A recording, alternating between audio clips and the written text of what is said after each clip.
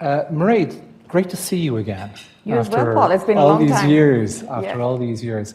And man, you've come a long way. And that's going to be my first question. We both actually started off, we were both chartered accountants, members of the Institute of Chartered Accountants in Ireland, as is Vivian Doyle-Kelly. And we both... Still are members. Still are members, exactly. For me, fellows. It's free. I don't know about you. Oh, no. I'm looking forward to getting to that free point. Yeah. But you have to wait a few years. Oh, okay.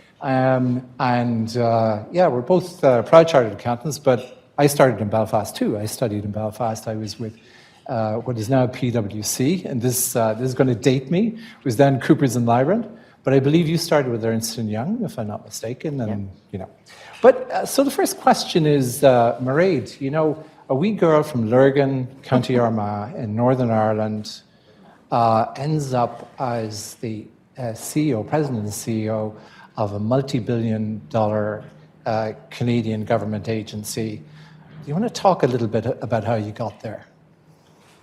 Yeah, it's been quite a journey, and it's been a fun journey, to be very clear, Paul. And sorry, I'm looking at Paul as opposed to all of you. Just for my team that are in the room, this is Irish Accent Day. So when you thought you didn't understand me at the office, you're probably not going to understand much of what Paul and I say, just to be clear. I did start as a chartered accountant right from university. That was my university on the screen. Super proud of Queen's University. Very helpful, because in Canada, when you say you went to Queen's University, they're like, oh, okay, yeah, understand where you went to. And I'm like, I know, wrong Queen's, but certainly very proud of that.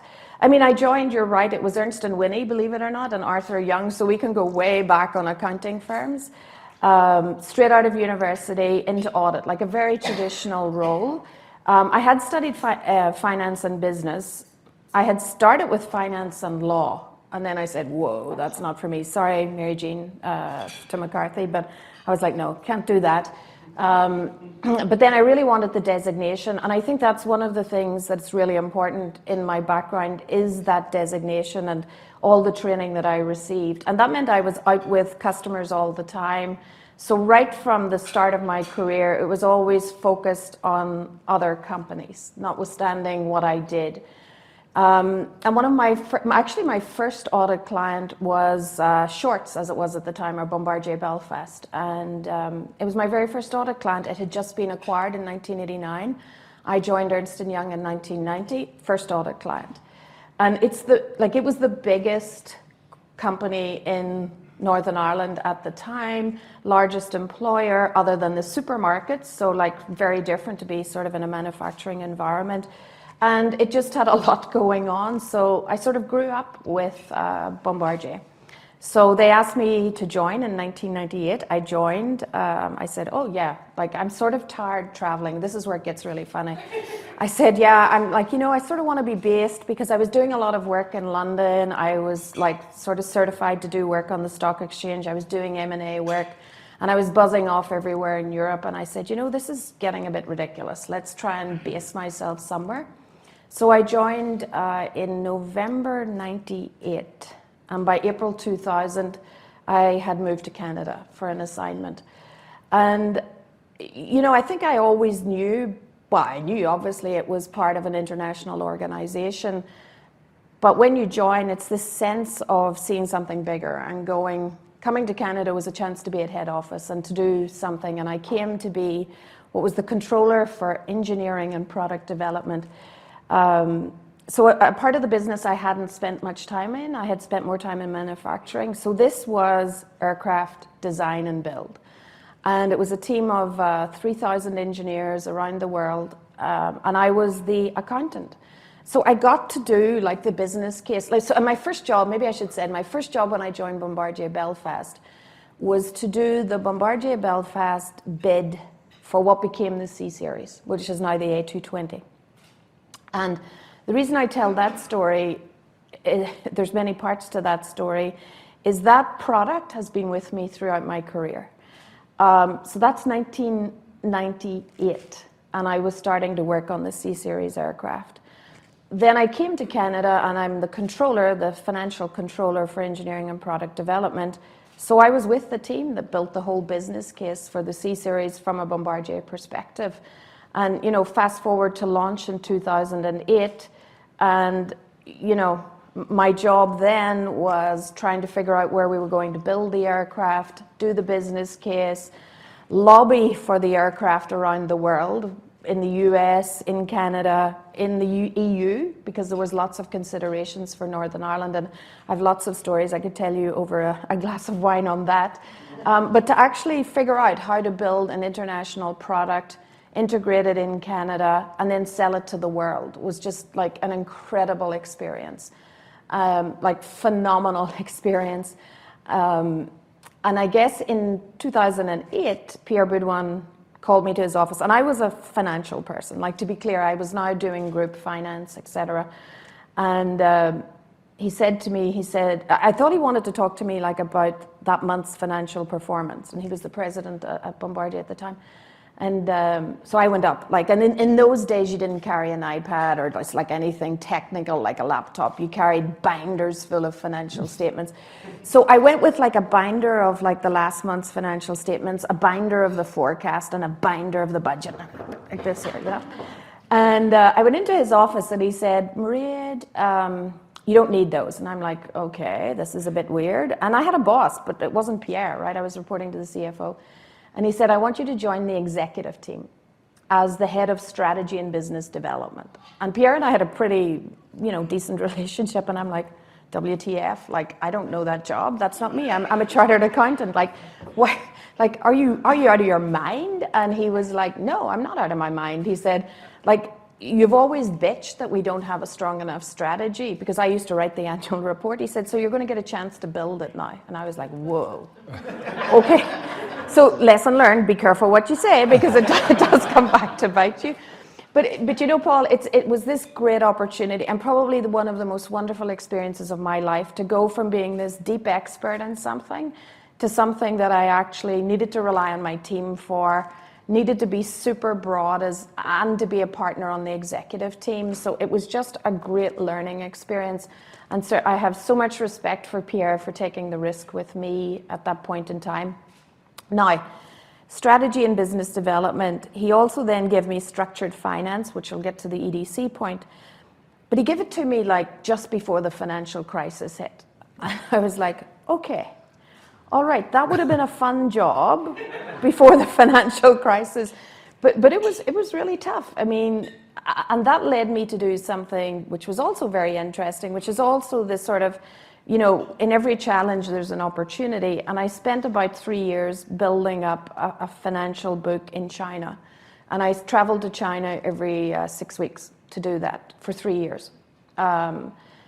Because aircraft leasing, aircraft financing was a new market in China. They just had got new rules, and they didn't have any expertise in doing that. So in we went. And again, many stories about doing business in China. That's another category you can explore if you want.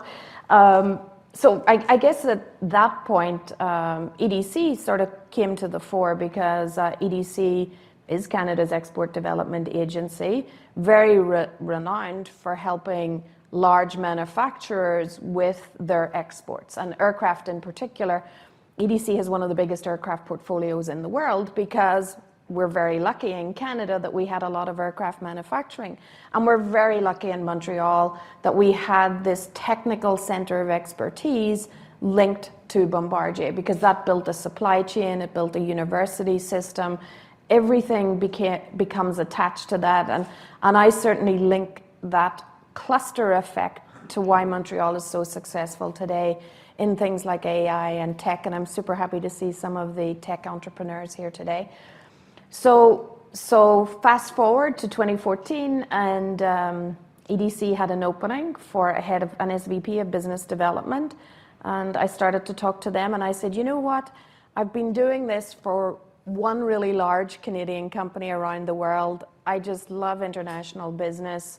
I can actually do this for more than one company now. I can do it for as many Canadian companies as we can find to work with at EDC. And I was great to join, build a strategy in 2015 to get to know more Canadian companies. And now fast forward to 2019 when I became the president, and now on my second term. So yeah, like, I mean, everything seems to be connected in some way, and really fortunate that I can build on all of the experiences. You know, you mentioned, you know, taking over structured finance during the banking crisis in 2008, and it occurs to me, you joined EDC in 2014, and since then, we've had, you know, supply chain problems, international trade tensions, the pandemic, the war in Ukraine, the list goes on. So how have you adapted EDC strategy to meet these new challenges? A great question. Yeah, it has seemed a bit crazy. You know, I took a 4-year mandate, was my first term in 2019, and certainly when you become president and CEO, even the interview process was about what's your strategy going to be as president and CEO, and like, and again, very fortunately, EDC had sent me away on an international, like business education to Columbia University, and you had to bring a business case. My business case was, should I apply for the job? And if so, what would be my strategy? So like when I went to the interview, I was like, here you go. Like, I've been there, I've worked on this. This was my whole 4 weeks at Columbia University was focused on that. And I was very clear, Paul, and I promise I'm answering your question, that as a president and CEO, the one thing you have to have is an eye to the future. And as much as these things happen in the short term, you have to keep this really long future perspective, and then to your point, adapt as need be. So I came in 2019 and created a 2030 strategy. We'd never had that length of strategy before.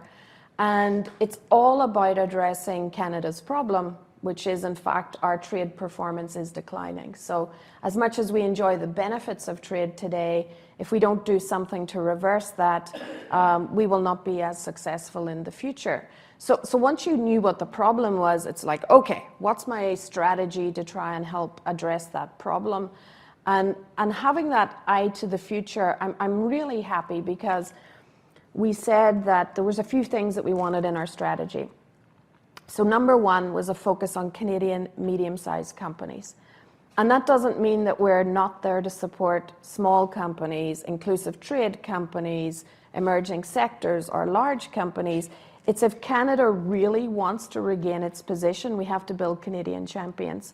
And that's a long-term view. So you need to get started. So first off, medium-sized companies. Second off, we started to say, what are the sectors that we need to over-invest in? And I'm super excited by the Northern Ireland video because a lot of them are the same, and a lot of them build on Canadian strengths. Agri-food, technology, clean technology, the resources of the future, critical minerals, hydrogen, all of the above, nuclear, SMR. Many of that. So we've really taken a focus on sectors. We've also said the third pillar of our strategy is geography. And you can't not be like looking to Asia and Indo-Pacific today for growth opportunities. That's where growth is and where we need to be going as a country to actually access that growth. The fourth pillar is ESG. And you know, again, today everyone's talking about climate.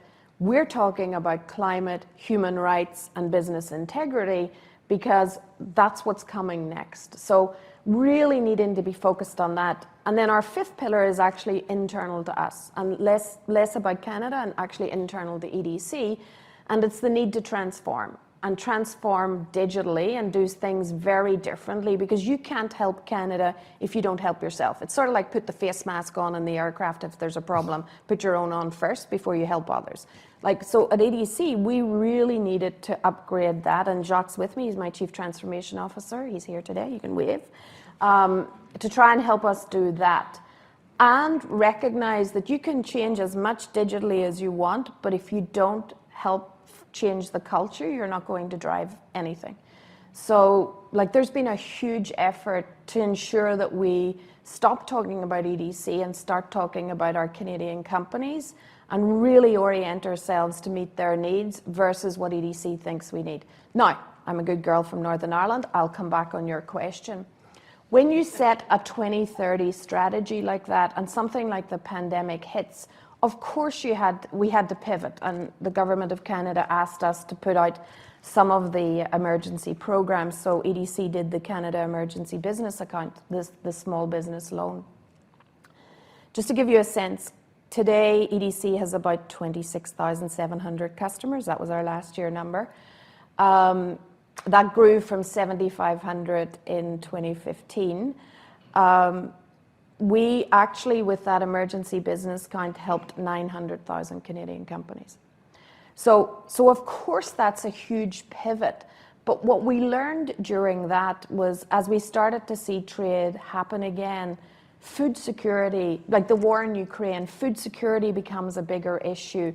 Now everyone's talking about critical minerals and climate action. So our ESG strategy has put us 3-4 years ahead. And that means we can put Canadian companies 3 or 4 years ahead. So it's been really interesting that when you have that really long-term perspective, whilst you need to adapt in the short term, the long term is proving to be true. So the strategy is still proving itself, still proving to be super relevant. It's just how fast you can get to it when you have to deal with some of the challenges. And Russia-Ukraine has been a huge challenge for our exporters and a huge opportunity. Canada has a really strong agriculture base, really strong commodities, and those commodities became even more important at the start of the Russia-Ukraine war. Energy, of course, is one of the biggest, but food commodities as well. So there's an opportunity. So we had to say to the team, okay, what can we do more of? How do we actually change some of the things that are maybe more standard, like we have limits for buyers in our insurance product? Well, all of a sudden those buyers needed to buy more from Canadian companies. We needed to increase our buyer limits, for example. So that's a really technical point. But again, you have to be really adaptable to make sure that you're there to support the Canadian companies, because opportunities don't last forever. So this is like a great time for opportunity. And even during COVID, it was important to step in and help all of our customers so that they would be there for the long term. Like we reprofiled all of our loan book in a very short period of time to make sure our Canadian companies survived. So yeah, I think always have the vision in mind and the long-term strategy. Always try and solve a problem. Don't just decide, well, that's a good idea. Like we're trying to solve a problem. We want Canada to be more successful in trade.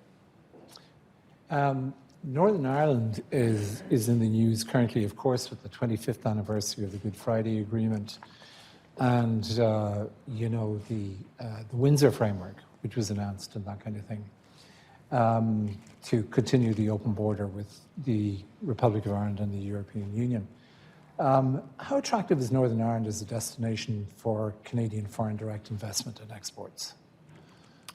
I think it's I'll step back a little bit from that statement.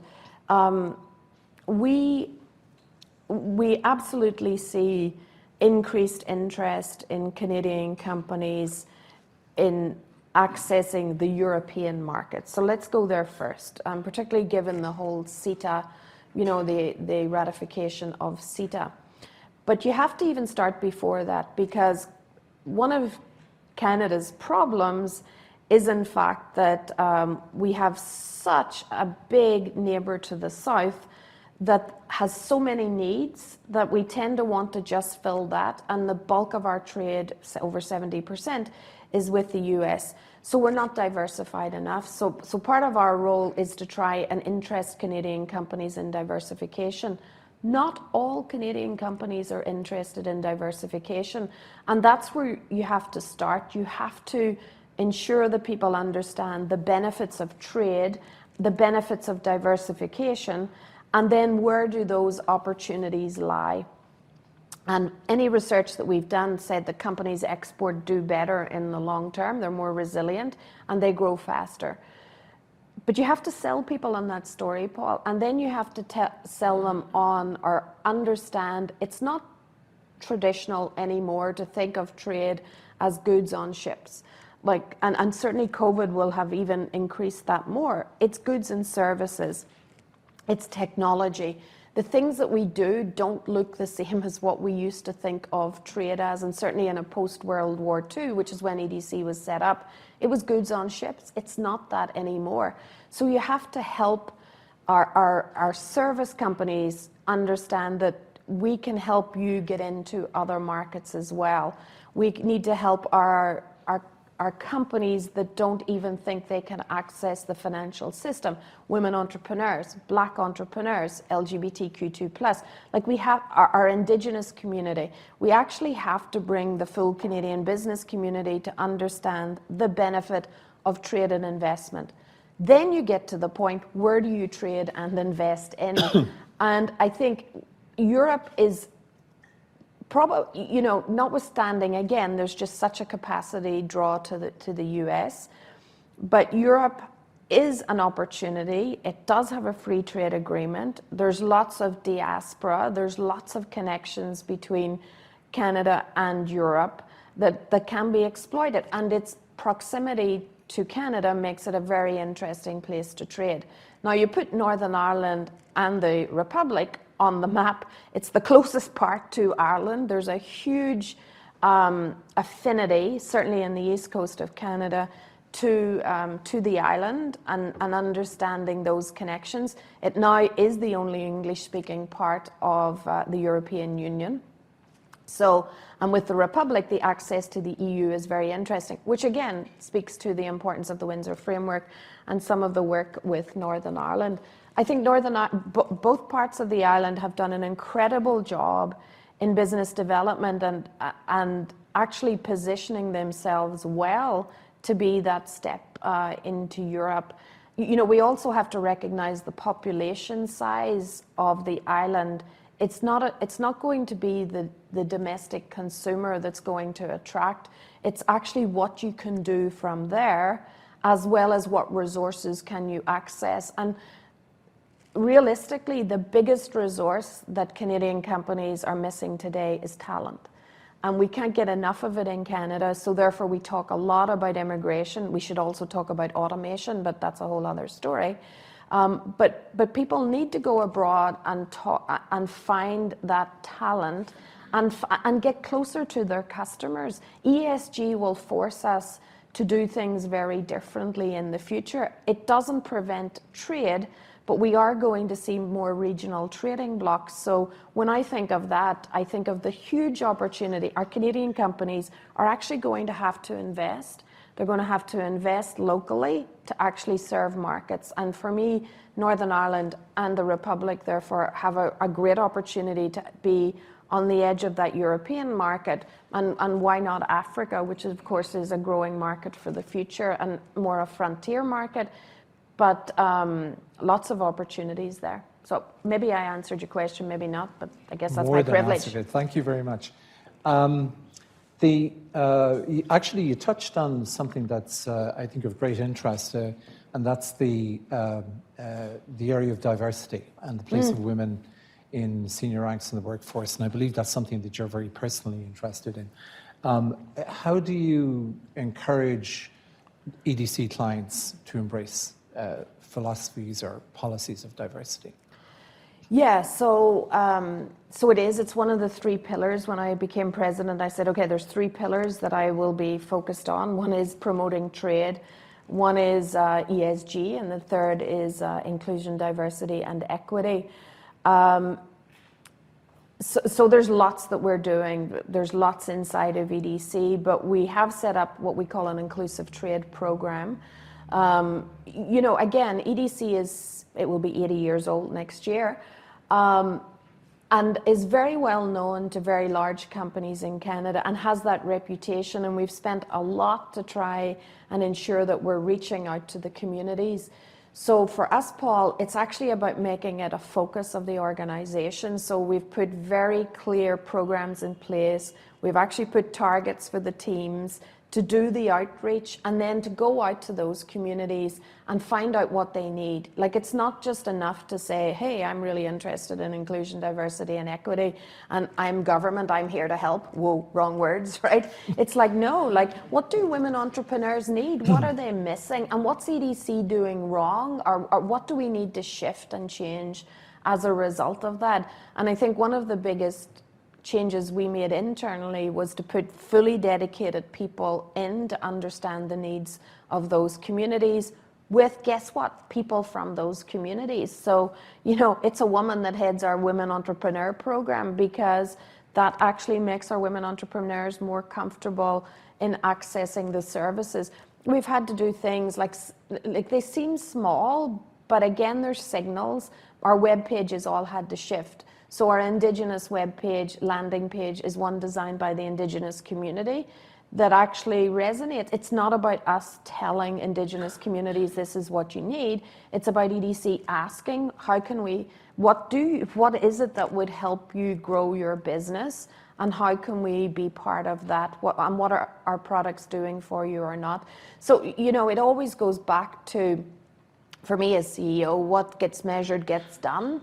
So certainly we measure it, we watch it a lot, and I'm really happy to say we're seeing lots of great success. We're going to come out later this year, and even the team don't know this, with our impact report, where we've been working to try and determine, is what we do having an impact on the companies we work with?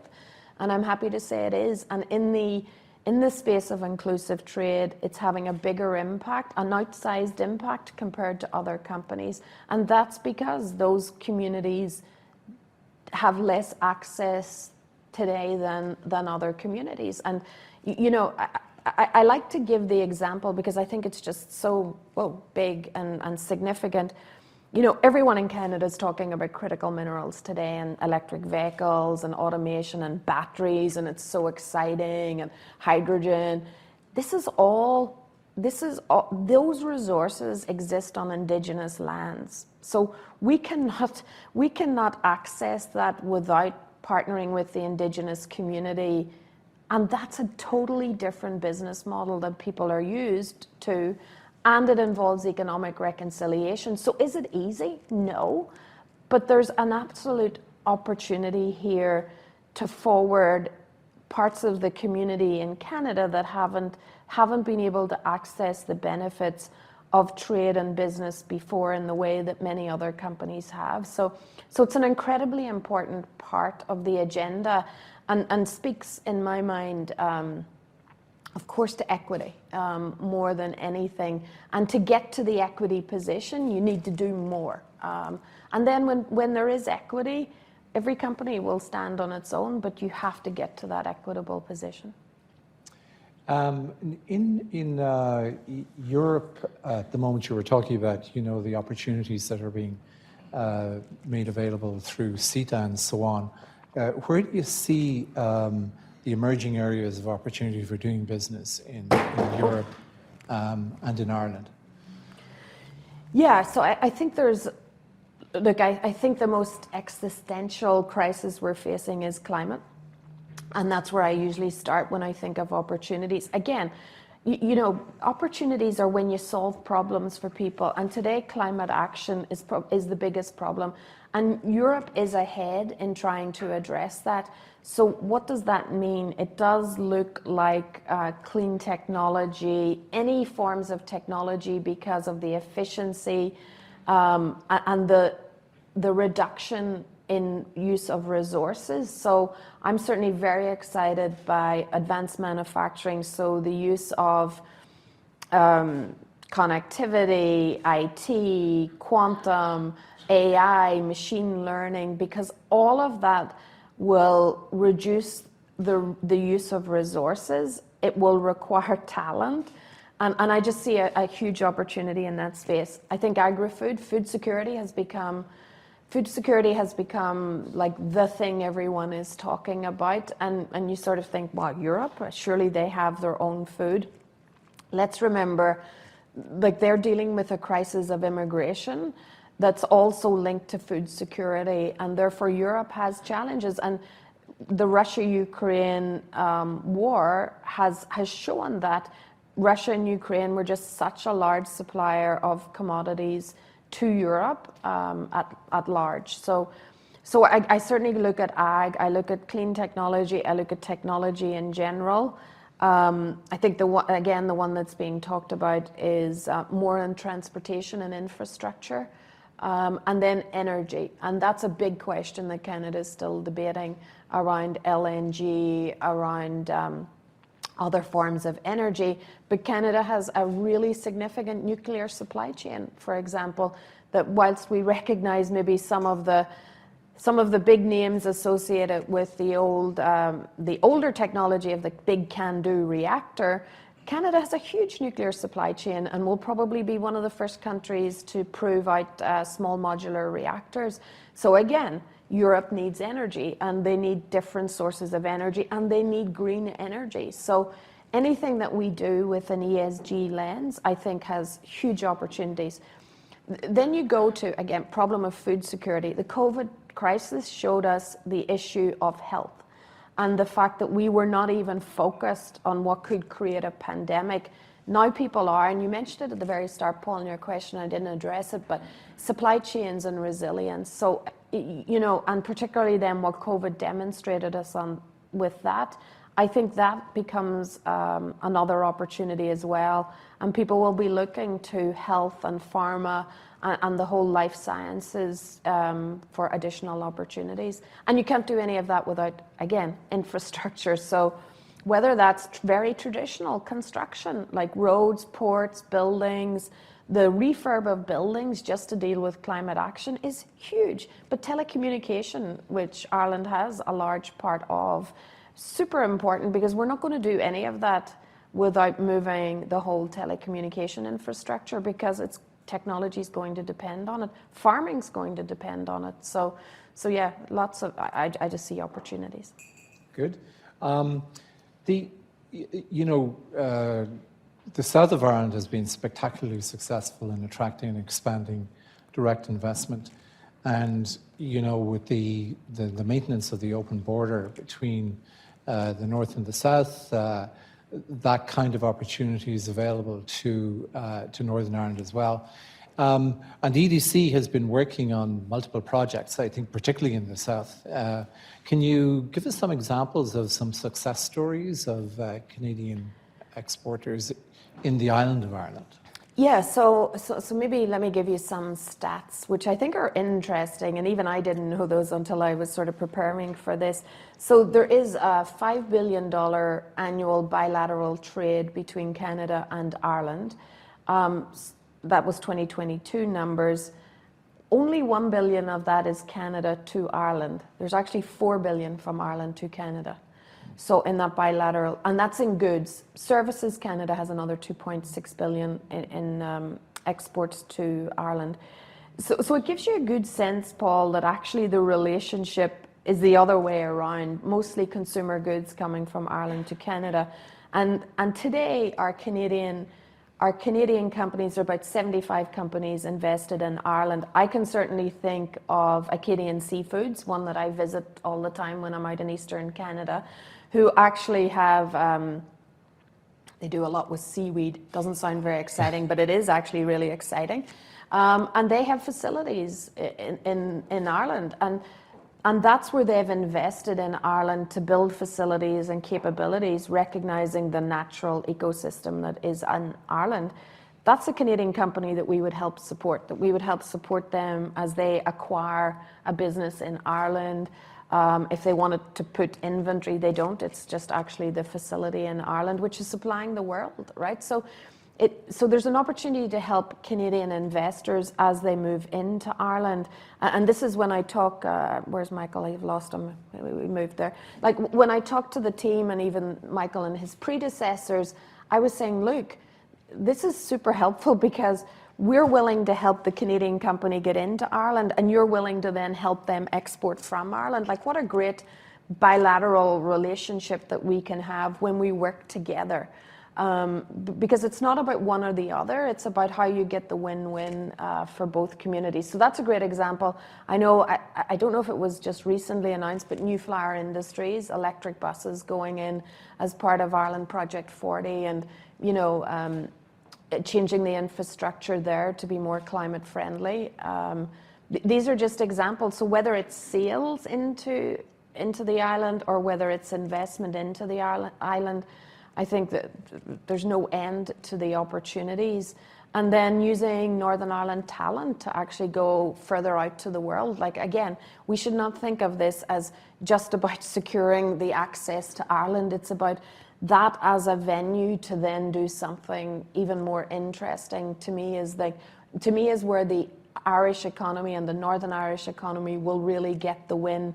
Yes, you get the win when you get the jobs, but when those jobs start to grow and support other communities, then you really see the win effect. Right. I could go on forever. I've got lots more questions, but I think I'll open it up to the floor and ask if there are any questions that you'd like to ask Mairead. Yes. Really enjoyed your talk there. Rhonda mentioned. Oh, Rory, they probably want you to press on the table so that they can hear on the screen.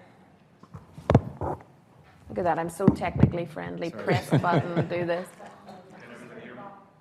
Oh, turn it off. Can you hear me now? Push it again. It goes green. There you go. Okay, there you go. We're in business. But you mentioned medium-sized Yeah.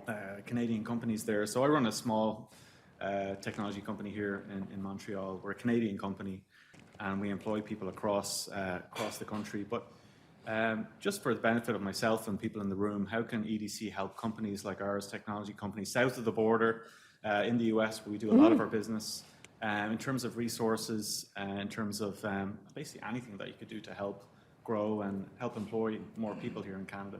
Great question, Rory, and thank you. We did not plant Rory, to be clear, like we're not paying him anything. That is just his question. And I'm happy to say Alex is here. Alex is my Regional Vice President for Quebec. So how can we help you? So there's 3 very specific products that EDC has, or I'll use product lines that are applicable to all of our businesses. So the most traditional and the one that most of our small businesses use is our insurance product, and that's to make sure they get paid. So that actually ensuring the payment through our credit insurance program. But it does more than that. It also gives a lot of confidence to your bank that you are going to get paid, and actually allows you to open up a bit more of your credit facilities. So we call that margining, to be clear. And then even in our insurance program, there's parts of our program that allow you, if for letters of credit, etc., that we provide guarantees when you're exporting. So we have an export guarantee program. That really helps the bank, right? So let's be clear, our banks are a bit conservative, so they don't like taking risks. So we go in and say, don't worry here, we got this, it's exporting, it's not as scary as you think, it's tougher for the entrepreneur, so we'll guarantee you the bank gets paid. And again, that allows small businesses to build confidence with their bank. And what we do see is the progression where it starts like that, and then at a certain point, the bank's like, oh, we really like this company, EDC, get out, right? And we're like, good, because that's actually what needs to happen. Like, we need to get our banks very confident with what our exporters are doing. So that all starts with our insurance products. In our financing world, and we're very unusual as an export credit agency, where we actually do direct financing to the companies. So sometimes we go in at the corporate level in companies and help with a loan to the company itself. One of the things I think which is quite interesting is if you need to put inventory into the US, if you need to put a facility in the US, if you want to buy a company in the US, this is all things that we could help you with and sort of put the debt in to try and help you do that. Because again, a lot of our banks want to lend against Canadian assets, whereas we're quite interested in actually having the assets abroad, which is where you need them. So we have loans out like related to 194 countries in the world. So we're not too scared about assets that sit in other parts of the world. So that's our financing book. In there, we also have an equity team, and that equity team actually invests in companies. And we generally only invest in small and medium companies. And for the small companies, we invest with partners. We have what we call a matching program, whereby we'll do up to 15 million into a company with a partner. So they would be doing 15 as well, right? So and it doesn't have to be that amount, that's sort of the maximum I'm giving you, but that's where we are saying we are so confident with the business model and this company and the management team. We want to be an owner, and we're very patient.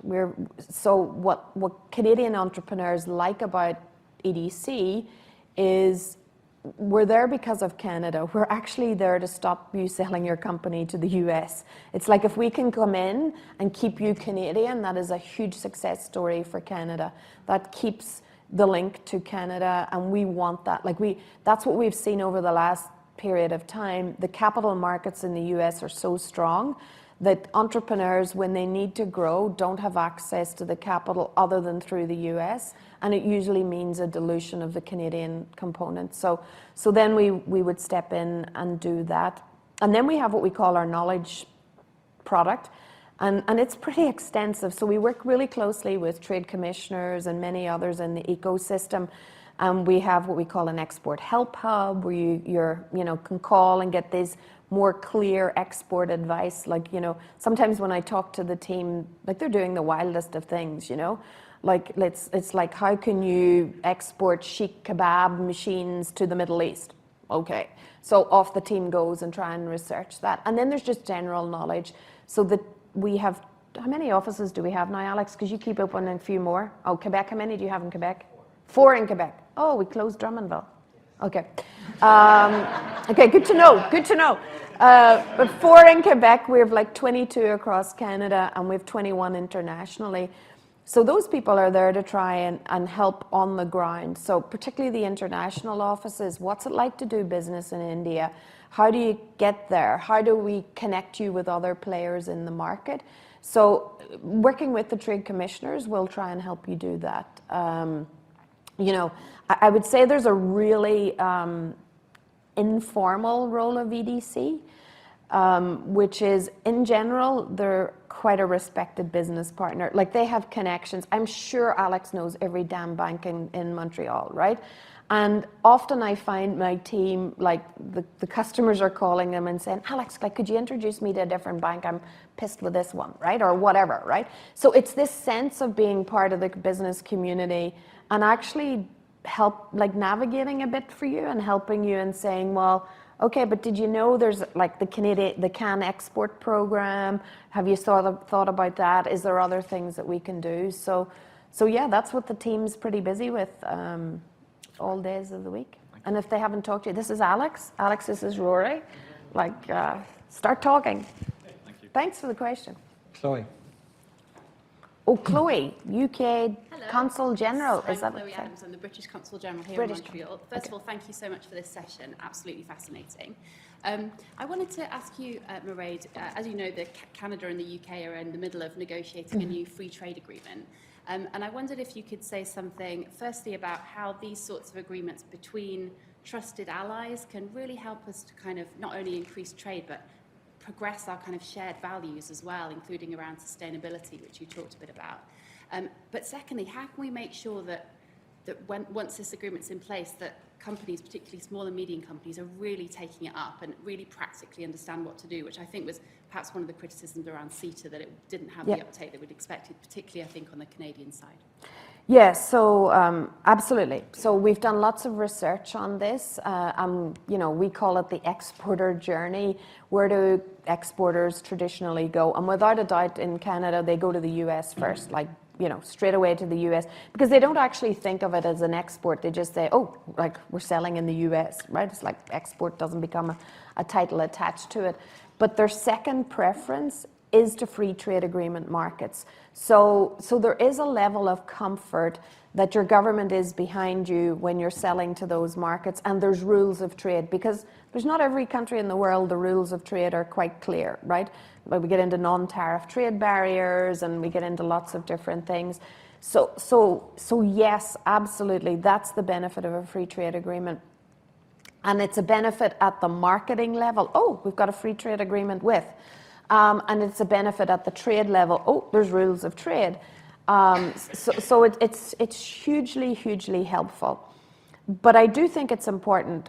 Canada has been on a path, and particularly with CPTPP, when it was signed, it was deliberately, it was a comprehensive trade agreement to try and help our small companies, try and help inclusive trade, and try and help the workers in each country. So even you saw that with CUSMA and the dispute resolution mechanism vis-a-vis workers and workers' rights, particularly in Mexico, that was protected by the US and Canada. So there's absolutely, the values are becoming more obvious in free trade agreements. Like that's an advanced free trade agreement that's starting to put that in writing in their free trade agreements. So I absolutely think it's a shared value. But I can tell you, particularly, and we'll go for Canada and the UK, the export credit agency I spend the most time with is UKEF, because that's the sister export credit agency to EDC. And values is really important. We're probably two of the leading ECAs in the world on ESG. You know, UKEF has a climate strategy. It's very well described in their climate report and their climate document. We share information all the time. We share resources. We talk about what each of us are doing. There's no competition here. It's the world needs to address climate and human rights and business integrity. How can we work together to make that happen? So, you know, anytime you find bilateral relations between countries, it's more than just whatever the subject is at the point in time. So I think it really does help. And that's positive for companies, right? That you have this government-to-government sort of dialogue. Sorry, I forgot your second question, Chloe, because that was the first one. About uptake of... Oh, yeah. Look, we got to promote the hell out of this. Like, if you don't know about it, you don't get to it. And, you know, I'm trying to remember who I was speaking to. Pascal I was speaking to. But we also have logistics right behind you there. Look, trade, let's be honest, for our exporters, trade comes with a lot of rules. It comes with a lot of documentation and a lot of challenge. So it's like anything, every company wants you to make that for them as simple as possible. It would be great, our companies here are trying to help with that in the automation of it, etc. But we have to help small and medium-sized companies. How do you even read a free trade agreement? Like, it's pretty friggin' hard to read a free trade agreement.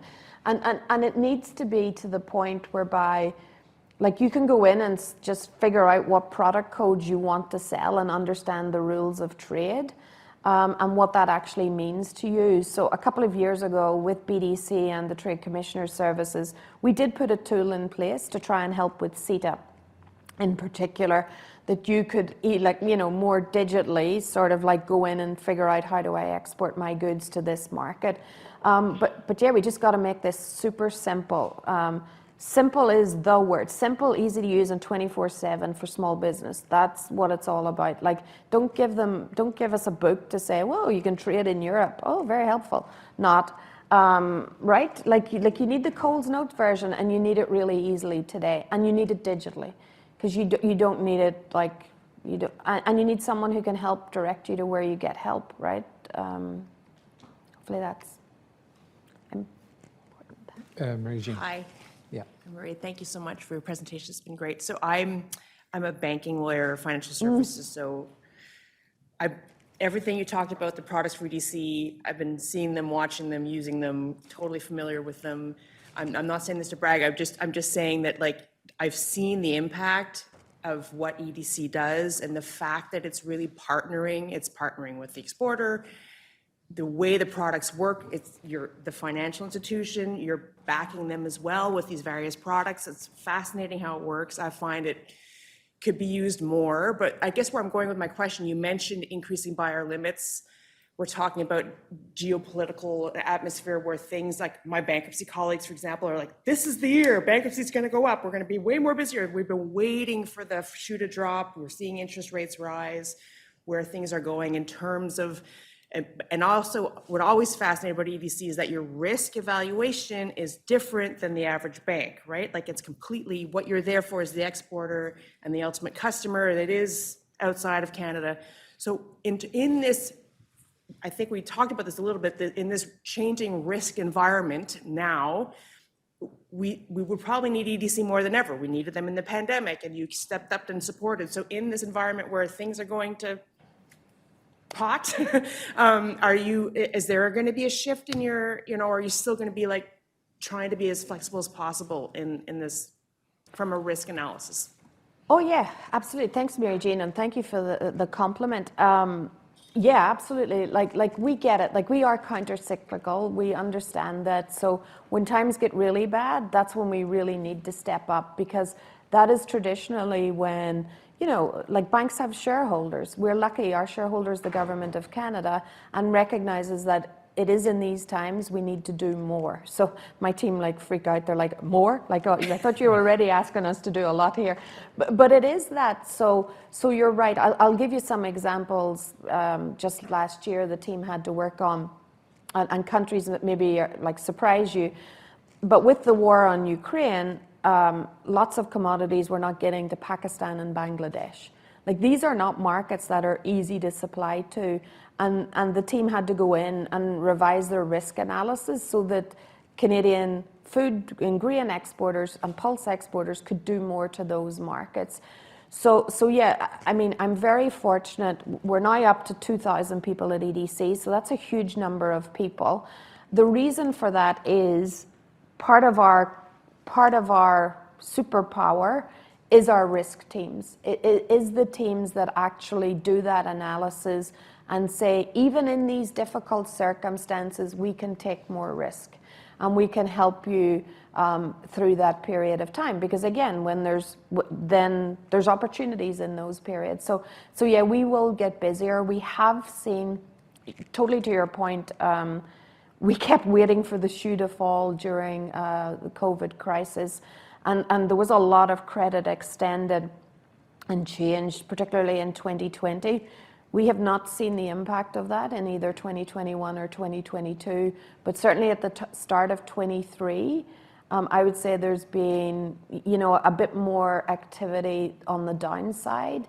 I think the situation in Europe, notwithstanding Paul's question on how robust I am on the opportunities, like it's not easy in Europe today. So we are seeing some challenges for our exporters there, but that's when we need to lean in the most.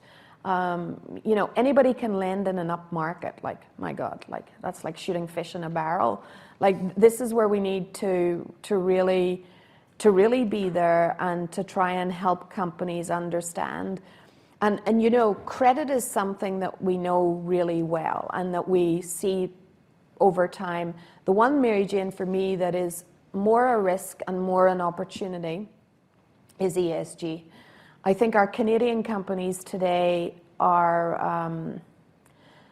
a bit, they're not focused enough on this. And I take that from the smallest company to the largest company, because the trend is moving, and we talked about supply chains. Like everybody's making net zero commitments, whatever year they're at. EDC's is 2050, we have a net zero commitment. So to do that, you have to have a plan. You can make a commitment, but you need to back it up with a plan. And that means, and particularly larger companies that are making these commitments, have to find a way to reduce their carbon footprint, right? And that means the first place, of course, the first place they look is in their own operations. The next place is in their supply chain. So all those small and medium-sized, and even large Canadian companies that are supplying, it's coming.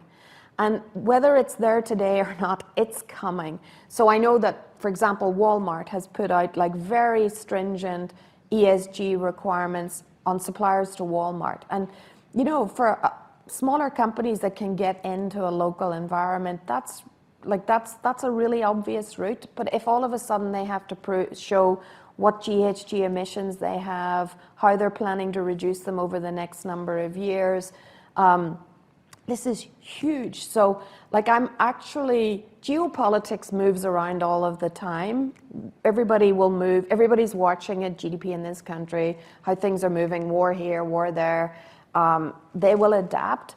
But this trend, people need to be on it today. And I'm always very robust when I think of Canadian companies. You just think of the energy we make our products and services with. 57% of Canadian energy is green, right? So it starts there. Then it starts with our own legislation for workers' rights. right? So we don't even think about that, right? But that's a social risk that many other countries in the world have child labor and don't have labor rights for their employees. All of a sudden, you can rely that Canadian-made products and services are done from a proper social background. And then you look at our rules of within our banking institutions, with our lawyers, with others around how you do business, anti-money laundering, fraud, bribery, all of that. You can be assured that there's business integrity in the dealings as well. So what a huge ESG advantage Canadian companies have if, for example, you're comparing yourself to perhaps a country like Indonesia, 260 million, super big growth agenda, but that country in particular is built on coal and palm oil, two of the worst products in the world from an environmental footprint perspective. That's where most of their power comes from. They have really strong challenges with child labor and labor rights. And it's a country where the rules of law are not clear and very difficult from a business integrity perspective. But we never talk about those advantages. Like we say, oh, okay, like to me, this is the moment for Canada to build on those advantages. So I'll have a follow-up question. So when I'm listening to you and I'm completely resonating, yes, I get it, and everyone's been hearing this, sometimes I'm like, how do you impose that? You are there as a financial partner to your clients.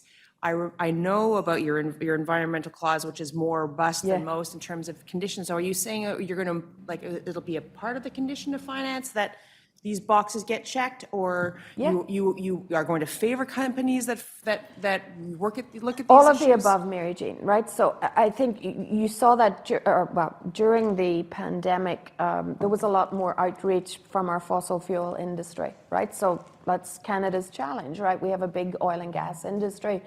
So any support that EDC give during that time, we now require TCFD compliance from those companies, so Task Force for Climate-Related Financial Disclosure, to be clear, because that means companies are on a pathway towards a reduced carbon footprint.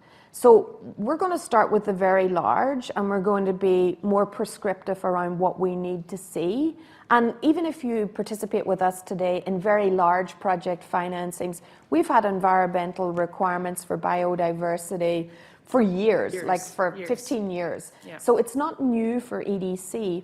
I think what we are really pivoting towards is not how can we be punitive, certainly how can we be very clear to some of our largest companies, but how can we help our smallest and our medium-sized companies actually figure out how they're going to seize this opportunity or address these challenges. And I always talk to companies and say, look, many of the owners of companies say to me, Mairead, like this is just more government bureaucracy and legislation and regulations. Like, how am I going to deal with this? Already I'm struggling to deal with all government stuff, blah, blah, blah.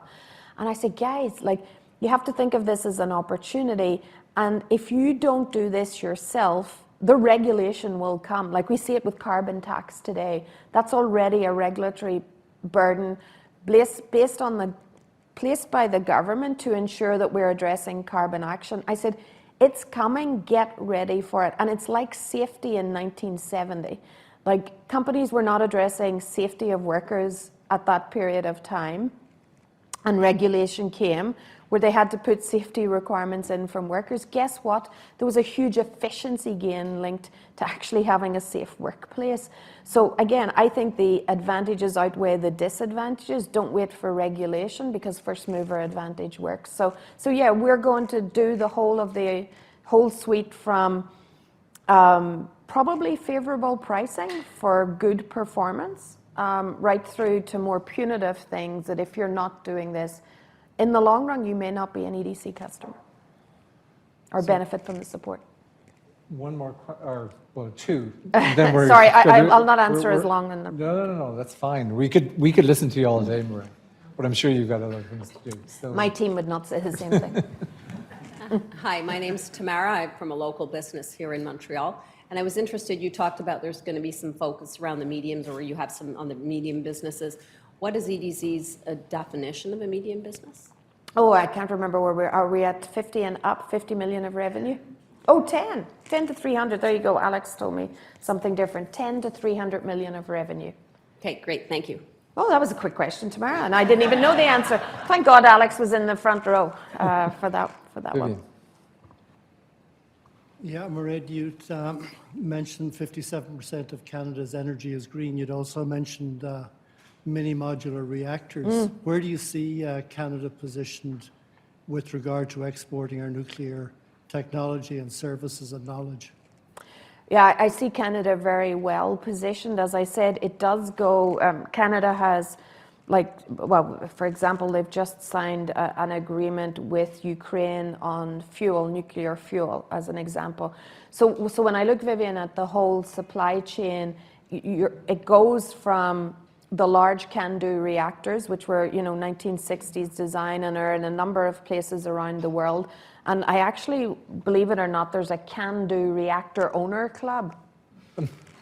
Like, imagine being part of a club that owns nuclear reactors. Like, I didn't know this. I went to an event on nuclear. I was speaking at it, and I met the owners group. Like, it was fascinating to me there was an owners group. But it goes right from that, to your point, on service companies, refurbishment companies, manufacturing. And then you see companies stepping in like GE, Hitachi, and the small modular reactor that they're promoting. Camco just bought by Westinghouse, so a Canadian company under the US umbrella trying to advance small modular reactors. Ontario Power have a couple of demos going with small modular reactors with GE, Hitachi. So that's great, because that will keep that takes Canada into like this emerging area. I think the challenge is how many countries think nuclear is green. So that's something that perhaps the war in Ukraine changed the European perspective on. But lots more interest in small modular, interest in Canada because of our Indigenous communities and our remote communities. There's lots of opportunities for small modular reactors, and lots of opportunities, again, as we go into many different places around the world. So yeah, we're very robust on it. I think there's lots that we can do. Our engineering companies, et cetera, are very focused in this space. So in Montreal, SNC Lavalin, of course, has a nuclear division. But yeah, it's a key. Like, Canada has so much talent and natural resources that we forget about. Like, so again, we think aerospace and some of the products that are coming out today. This is something that was started in the 1960s, 1950s, that built this huge mass of technical talent. So even though we have an oil and gas industry, the amount of innovation in clean technology going into extraction industries like oil and gas, like mining, Canada can bring all of that to the table. And I think we need to be seized in Canada with how can we make that the most efficient and carbon neutral business that we can have today. Mairead, it's been absolutely fantastic to see you both personally and in the context of this event, which was extremely informative. And as I said, we could go on all day, but I guess you've got other things to do. So it remains just for me to say, first of all, I've always wanted to say this, may the 4th be with you. Oh, I know. I'm going to tweet that today, because I was figuring out, so maybe I'll take a picture with you and we'll tweet it today, right? Good idea. Yeah. And I'll leave it to Michael to do a few wrap-up words. And Very brief. Right. Thank you so much, Chair, for attending. Mairead, thank you so much.